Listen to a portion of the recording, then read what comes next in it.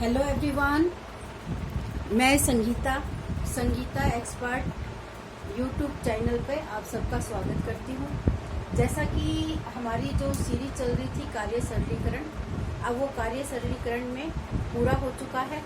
उसके आगे मैंने लिया है आपका ये 10वां टॉपिक है, आपके सिलेबस में 10वां बिंदु है, जिसमें वस्त्र विज्ञान के अंतर्गत ये टॉपिक आपका आता है।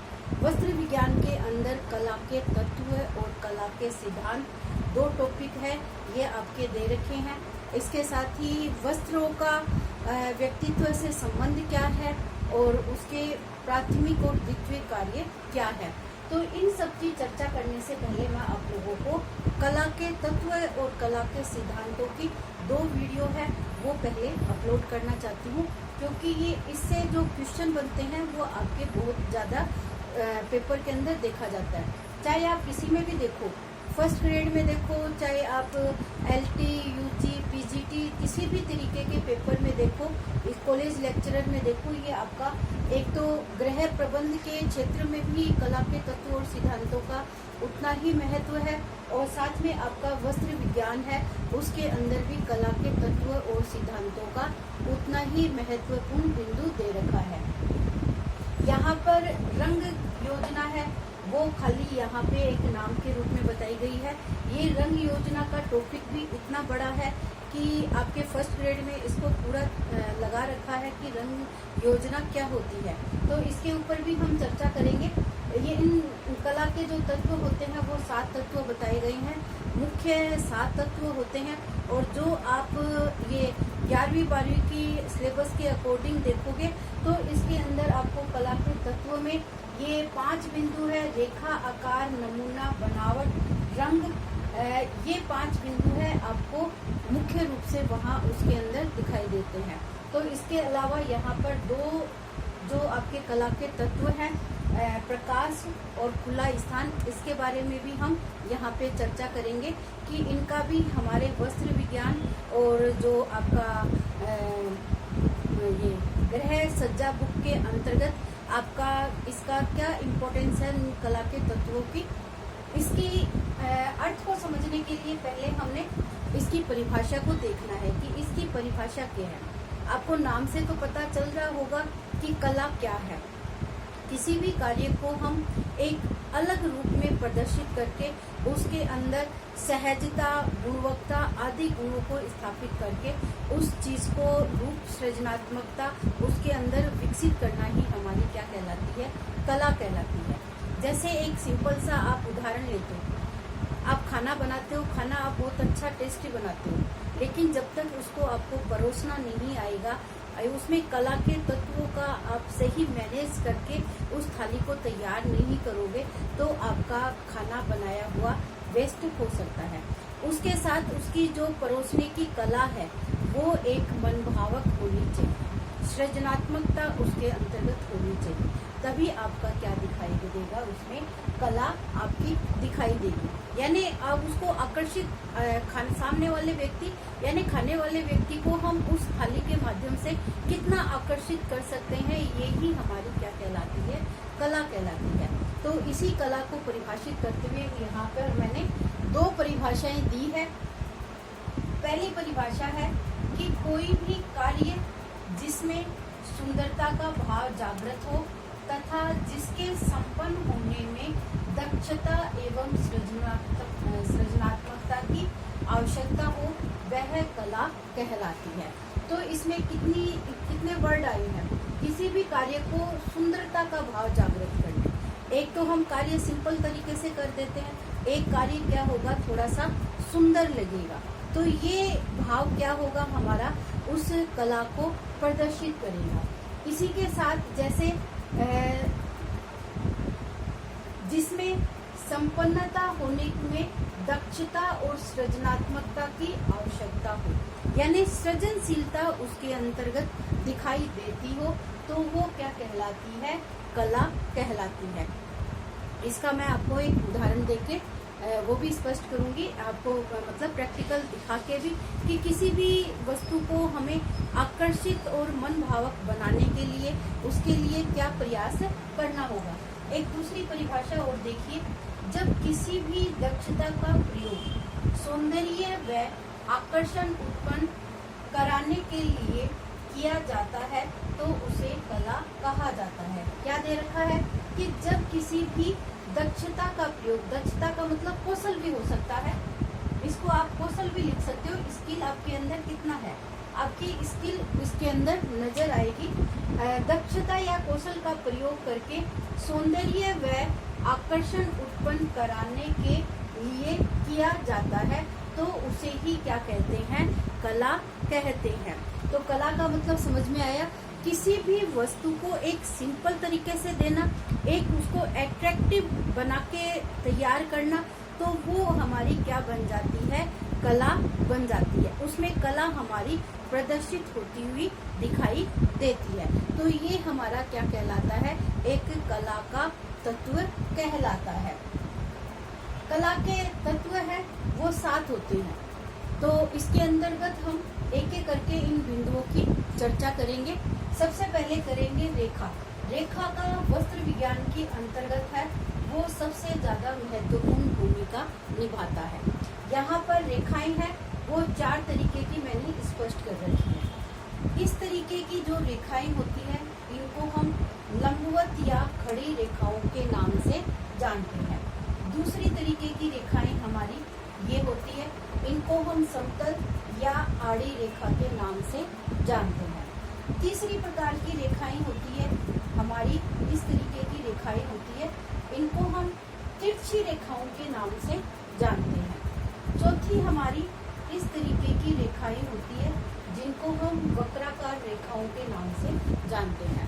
अब इन रेखाओं का हमारे जीवन में महत्व क्या है उसके ऊपर हमें थोड़ी सी चर्चा करनी पड़ेगी, क्योंकि जो प्रश्न पूछे जाते हैं वो ये नहीं पूछा जाता कि लंबवत रेखा कैसी होती है, समतल रेखा कैसी होती है, तिरछी रेखा कैसी होती है या वक्र रेखा होती है वो कैसी होती है। इसके ऊपर जो प्रश्न पूछा जाता है वो इस तरीके से पूछा जाता है कि आपकी मम्मी या बहन, किसी का भी नाम लिया जा सकता है, वो एक लंबी है तो उसके लिए आपको किस तरीके की रेखाओं का परिधान चुनना पड़ेगा।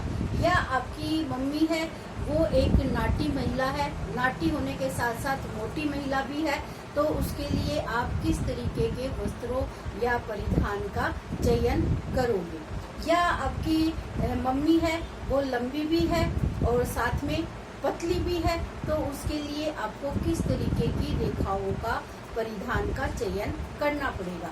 तो इस तरीके के प्रश्नों को समझने के लिए हमें क्या करना होगा, इन रेखाओं का मतलब समझना होगा। ये जो खड़ी रेखाएं होती है ये आपकी लंबाई को प्रदर्शित करती है, और जो ये आड़ी रेखाएं होती है ये आपके गोलाई को प्रदर्शित करती है, आपकी चौड़ाई को प्रदर्शित करती है। अगर महिला नाटी हो तो उसके लिए हमें इन खड़ी रेखाओं का चयन करना होगा। जिनकी हाइट कम हो हम उसको नाटी कहते हैं, तो नाटी महिलाओं के लिए क्या होगा, खड़ी रेखाओं का चयन होगा। और जो आपकी मोटी महिलाएं हैं, मोटी नहीं, जो आपकी लंबी महिलाएं हैं उनकी हाइट को कम करने के लिए हमें क्या करना होगा, इस तरीके की पड़ी रेखाओं का है उनका हमें चयन करना होगा। और जिसमें हमें गतिशीलता प्रदर्शित होती है उस गतिशीलता को दिखाने के लिए हमें क्या करना होगा, तिरछी रेखाओं का यूज करना होगा। और व्यक्ति में जो सामान्य सारी विशेषताएं एक साथ मिलती है तो उनके लिए हमें इन वक्र रेखाओं का चयन करना होगा। तो यानी कहने का मतलब है कि जो महिलाएं मोटी है तो मोटाई को कम करने के लिए भी हमें खड़ी रेखाओं का यूज करना होगा, और जो महिलाएं कम हाइट वाली है उसको भी हमें इन खड़ी रेखाओं से युक्त वस्त्रों का चयन करना होगा। तो ये दोनों गुण है, ये आपकी गतिशीलता को भी दिखाता है। इसके अंदर इसके खड़ी रेखाओं में भी गतिशीलता होती है और तिरछी रेखाओं में भी गतिशीलता होती है। अगर आपको ये कह दिया जाए कि महिला मोटी भी है और साथ में लंबी भी है तो हमें इन तिरछी रेखाओं का यूज करना होगा। जिन महिलाओं की गर्दन छोटी होती है तो उनमें गले हमें किस तरीके के पहनने चाहिए और किस तरीके के नहीं पहनने चाहिए, तो यहाँ पर ये वक्र रेखाएं हैं हमारी काम में आती हैं। उनमें जो मोटी गर्दन वाली महिलाएं होती है उनको इस तरीके की वी शेप वाले गले पहनने चाहिए। ये यू शेप वाले गले हैं, जो ज़्यादा मोटी महिलाएं होती है, ज़्यादा डीप गले का यूज़ करती है, उनको इस तरीके की रेखाओं का चयन है वो कम से कम करना चाहिए। यानी कहने का मतलब है कि जो प्रश्न आपके इर्द गिर्द घूमता है वो इन रेखाओं से संबंधित होता है। तो जो लंबी महिलाएं होती है उनको ये बड़ी रेखाओं से वस्त्र निर्मित वस्त्र पहनने चाहिए, और जो ये खड़ी रेखाएं होती है उनको इन वस्त्रों से यूज़ करने चाहिए। ऐसे ही आपके गृह सज्जा के अंतर्गत आते हैं आपके कमरे की हाइट कितनी है, ऊंचाई कितनी है, उसका आकार कितना है। इसके अंतर्गत हमें पर्दों का, खिड़कियों के पर्दे, गेट के पर्दे, इन सब के पर्दों का चयन करना होता है। तो हमें इन रेखाओं का ज्ञान होना जरूरी है। आपकी गृह सज्जा के अंतर्गत भी इन रेखाओं का, रंग का, प्रकाश का, उनके बनावट का, जो चित्र आपके प्रिंट बनते हैं कपड़ों में, इन सब का अलग अलग जगह के ऊपर महत्व देखा गया है। तभी हमारी कला के माध्यम से हमारे डेकोरेशन है वो अट्रैक्टिव बन सकता है। तो ये कला एक हमारा बहुत ही विस्तृत आप कह सकते हो। जब हम खाली इन कलाओं में रेखाओं का एक्सप्लेन करते हैं तो रेखाओं के एक्सप्लेन के माध्यम से हमें इतना समय लग जाता है कि एक टॉपिक को हम एक दिन ही पढ़ा पाते हैं। तो आपका भी समय कीमती है, मेरा समय भी कीमती है। कम समय के अंतर्गत हमें अधिकतम अपनी उपयोगिता को बढ़ाने के लिए इसको शॉर्ट में किस तरीके से हमें प्रश्नों का चयन करना है, इस बात को हमें ज़्यादा समझना होगा। दूसरा जो टॉपिक आता है वो हमारा आता है आकार। आकार का मतलब है अलग अलग तरीके के, जैसे मैंने आकार लिख रखे हैं। वर्गाकार लिख रखा है, ये आपका वर्गाकार हो गया, ये आपका आयताकार हो गया, ये आपका त्रिभुजाकार हो गया, ये वृत्ताकार हो गया। और इसी तरीके से अगर हम पंचभुज का निर्माण करते हैं तो ये हमारा पंचभुज हो गया। और इसी तरीके से अगर हम षष्ठभुज का निर्माण करते हैं तो ये हमारा इस तरीके से षष्ठभुज है वो बन जाता है, ऐसे बनेगा। तो ये षष्ठभुज हो गया, यानी अलग अलग आकार। अब इन अलग अलग आकारों को बनाने के लिए भी हमें क्या करना पड़ा है, इन रेखाओं का सहारा लेना पड़ा है। अब ये वर्ग बना है तो वर्ग में दो तो हमें खड़ी रेखाओं का यूज किया है, दो हमने तिरछी रेखाओं का यूज किया है। इसमें भी हमने दो बड़ी रेखाएं और दो खड़ी रेखाओं का चयन किया है। त्रिभुज में हमने दो तिरछी रेखाएं और एक बड़ी रेखाओं का यूज किया है। वृत्त बनाने के लिए हमने वृत्ताकार रेखाओं का यूज किया है। पंचभुज बनाने के लिए भी आपको खड़ी, तिरछी, वर्गाकार, इसमें भी आपको खड़ी और तिरछी इन रेखाओं का यूज करके हमने क्या किया है, आकार का निर्माण किया है।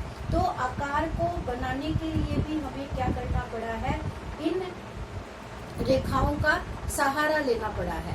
रेखाओं के माध्यम से ही हमें इन आकारों की अनुभूति देखी जाती है, आकारों को प्राप्त कर सकते हैं। किस वस्तु का कितना आकार होना चाहिए ये हमारे इन्हीं बिंदुओं के ऊपर निर्धारित होता है। इसके साथ साथ आपने देखा होगा जो आपके कपड़े होते हैं उन कपड़ों के ऊपर जो प्रिंट बनाए जाते हैं वो इन्हीं आकारों के आधार पर इनका चयन करते हुए हमें उसके ऊपर प्रिंट बनाना होता है।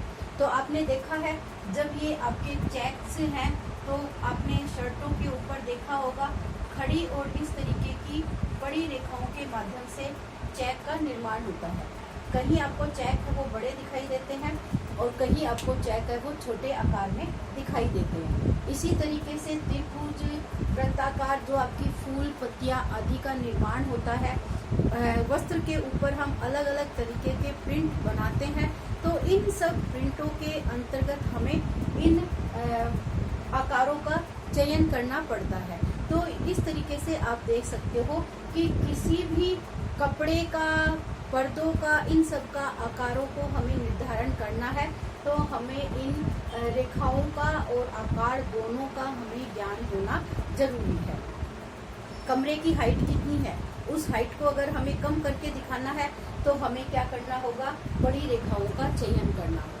अगर कमरे की हाइट कम है तो हमें खड़ी रेखाओं से निर्मित पर्दों का चयन करना होगा, ताकि हमारा कमरा है वो बड़ा दिखाई दे। अगर कमरे की आकार को छोटा दिखाना है तो उसके अंतर्गत हमें बड़े बड़े फूलों का निर्माण करना होगा। अगर कमरे के आकार को हमें बड़ा दिखाना है तो उसमें छोटे छोटे फूलों का हमें चयन करना होगा। जो उसमें प्रिंट बनेगा तो वो उसके अकॉर्डिंग आपका प्रिंट का हम निर्माण करेंगे। तो ये आकार और रेखाएं हैं, दोनों मिलके हमारे वस्त्रों के ऊपर आकारों का चयन करते हैं, और उस चयन के आधार पर हम अपनी प्रकृति को महसूस करते हैं कि हमारा कमरे का आकार या हमारे शरीर का आकार किस तरीके का है, हमें किन रेखाओं से संबंधित वस्त्रों का चयन करना है, ये इन्हीं बिंदुओं के ऊपर निर्धारित होता है।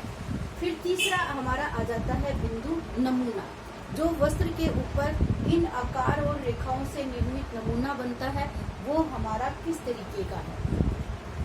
ये प्राकृतिक बन सकता है, भावात्मक गुण दर्शाने वाला बन सकता है, ज्यामितीय का मतलब यही होता है जिनके अंदर आयत, वृत्त, त्रिभुज, पंचभुज, षष्ठभुज, ये जो रेखा गणित के अंतर्गत हम गणित में यूज करते समय जो रेखाओं का चयन करते हैं वो सब हमारी क्या कहलाती है, ज्यामितीय आकार कहलाता है। फिर है मिश्रित शैली। मिश्रित शैली में हो सकता है प्राकृतिक भी आ जाए, ज्यामितीय भी आ जाए, या भावात्मक भी आ जाए, सबका मिश्रित करके हम किसी जैसे रूप का आकार, हम फूल पत्ती का निर्माण करते हैं वस्त्र के ऊपर। इस तरीके से हमने फूल बनाए, तो इन फूलों के अंदर आप देख सकते हो वृत्त भी आ गया, रेखाएं तिरछी आड़ी सभी तरीके की रेखाएं आ गई, या इसमें इस तरीके के हमने ये बनाए हैं, या इस तरीके के फूल की संरचना इसके अंदर दी है। तो इसमें सभी तरीके के चीजें हैं, वो प्राकृतिक, ज्यामितीय, भावात्मक, शैली, मिश्रित, यानी सबका मिश्रण हो जाता है। तो अलग अलग तरीके का जब हम एक साथ यूज करते हैं तो वो मिश्रित शैली का नाम बन जाती है। फिर हमारा चौथा जो कला का तत्व आता है वो हमारा बनावट आता है। बनावट कैसी है, बनावट का मतलब आप यहाँ पे जैसे वस्त्र विज्ञान से संबंधित या गृह सज्जा से संबंधित कोई भी वस्तु ले रहे हो, कपड़ा जिसमें आप यूज कर रहे हो, बेडशीट, पर्दे, कालीन, ये सब आप यूज कर रहे हो, या अपने घर में अरेंजमेंट, पहनने, ओढ़ने, बिछाने, इन सब के कपड़े जब यूज कर रहे हो तो इसमें ये बनावट आपको अलग अलग तरीके की दिखाई देती है। कोमल हो सकता है कपड़ा, खुरदरा हो सकता है, चिकना हो सकता है, रोएदार हो सकता है, छिद्रनुमा हो सकता है, या रवादार हो सकता है, दानेदार हो सकता है, स्पंजी हो सकता है। तो वो कपड़ा आपका कैसा है, उसमें अलग अलग मकसद के लिए हम क्या करेंगे, अलग अलग तरीके के कपड़ों का चयन करेंगे। तो वो भी हमारी यहाँ पे क्या आ जाती है, इम्पोर्टेंट भूमिका दिखाई देती है। तो जिस उद्देश्य के लिए हम कपड़ा यूज कर रहे हैं, जैसे शरीर पोंछने के लिए यूज कर रहे हैं, तो हमें क्या करना होगा, रोएदार कपड़े का चयन करना होगा। सफाई के लिए यूज करना है तो हमें प्लेन कपड़ा यूज करना होगा, वो भी कॉटन होना चाहिए। चद्दर के लिए यूज कर रहे हैं तो सॉफ्ट आपकी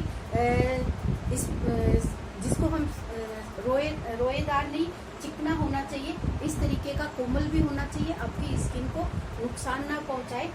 और जैसे पर्दे वगैरह के ले रहे हो तो आप उसमें खुरदरा भी यूज कर सकते हो। सफाई के लिए ले रहे हो तो आप उसमें खुरदरा भी यूज कर सकते हो। तो अलग अलग मकसद के लिए हमें अलग अलग बनावट से संबंधित अपने कला के तत्वों को ध्यान में रखना होगा। फिर आता है हमारा रंग।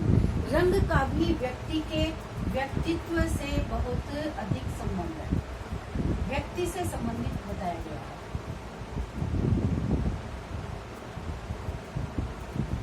ये भी आपका रंग है, हम अलग अलग उद्देश्य के लिए यूज करते हैं। अब व्यक्ति गोरा है या काला है, दो तरीके के व्यक्ति आपको देख सकते हैं। जो गोरा है या काला है। काले व्यक्ति को अगर काले रंग के वस्त्र पहना दिए जाए तो वो उसके सूट नहीं करते हैं। या जैसे गोरा व्यक्ति है, गोरे व्यक्ति को आप कोई भी कलर पहनाओ, लाइट पहनाओ, डार्क पहनाओ, वो उसके ऊपर सेट हो जाते हैं। तो हमें ये व्यक्ति का व्यक्तित्व देखना होगा, किस तरीके का है, किस तरीके का उसका रंग है, तो हमें उसी के अकॉर्डिंग रंगों का चयन करना होगा। अगर आप पार्टी में जा रहे हो तो आपको कैसे रंग पहनने चाहिए, आप शोक सभा में जा रहे हो तो आपको कैसे रंग पहनने चाहिए, या बच्चों के लिए हमें है वो कैसे रंगों का चयन करना चाहिए, एक वृद्ध व्यक्ति के लिए हमें किस तरीके के रंगों का चयन करना चाहिए। तो ये अलग अलग व्यक्तियों के व्यवहार पर, उनके व्यक्तित्व पर, वो किस पेशे का व्यक्ति है, इन सब के अंतर्गत हमारा रंग का जो बिंदु है वो उनको इफेक्टिव करता है। तो ये रंग का प्रभावपूर्ण काफी लंबा है, इसके ऊपर अलग से वीडियो बनाया जा सकता है। तो उसके ऊपर कौन कौन सी रंग योजनाएं होती है, रंग चक्र क्या होता है, रंगों का निर्माण कहाँ से होता है, तो इसके ऊपर बहुत सारी चर्चा है, वो हमें अलग से देखनी पड़ेगी। फिर है प्रकाश के बारे में। प्रकाश भी आपका एक बहुत बड़ा टॉपिक है।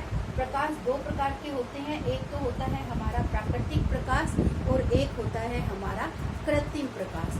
प्राकृतिक प्रकाश जो हमें प्रकृति से प्राप्त हो रहा है, जैसे सूर्य की रोशनी से पूरे दिन हमें लाइट की आवश्यकता नहीं होती है। चांद की रोशनी के अंतर्गत भी हमारा कुछ कार्य है जो आसानी से पूरा हो जाता है। या कृत्रिम जो हमारी लाइट है, आजकल ट्यूबलाइट, मरकरी, जो भी हम घर के अंदर अपना यूज करते हैं, वो सब हमारी क्या कहलाती है, कृत्रिम प्रकाश का हिस्सा माना जाता है। फिर एक होता है खुला स्थान। ये खुला स्थान का भी हमारी गृह सज्जा के अंतर्गत इसका काफी इम्पोर्टेंट भाग है, वो हमारा इसमें दिखाई देता है। जब आप घर के अंदर डेकोरेशन करते हो तो उस डेकोरेशन में आप कमरे को इतना भर देते हो, दीवारों पर इतनी पेंटिंग, डेकोरेशन का सामान लगा देते हो, तो कुछ भी आपकी दीवारें हैं वो खाली दिखाई नहीं देती। तो वो बहुत ही गंदा या भद्दा लगने वाला डेकोरेशन होता है। उसके अंदर एक खाली स्थान है, वो बहुत महत्वपूर्ण भूमिका निभाता है। तो आपकी पूरी दीवार के ऊपर किस तरीके से हमें गृह सज्जा करनी है, कौन सा मिड पॉइंट है जहाँ पर हमें कुछ वॉल पीस या जो पिक्चर वगैरह है वो टांगनी है, तो बाकी का स्पेस हमारा खाली रहना चाहिए। और जिसके ऊपर घर में जो पेंट होता है वो भी हमारा किस रंग का, मौसम के अकॉर्डिंग उसको देखना होता है।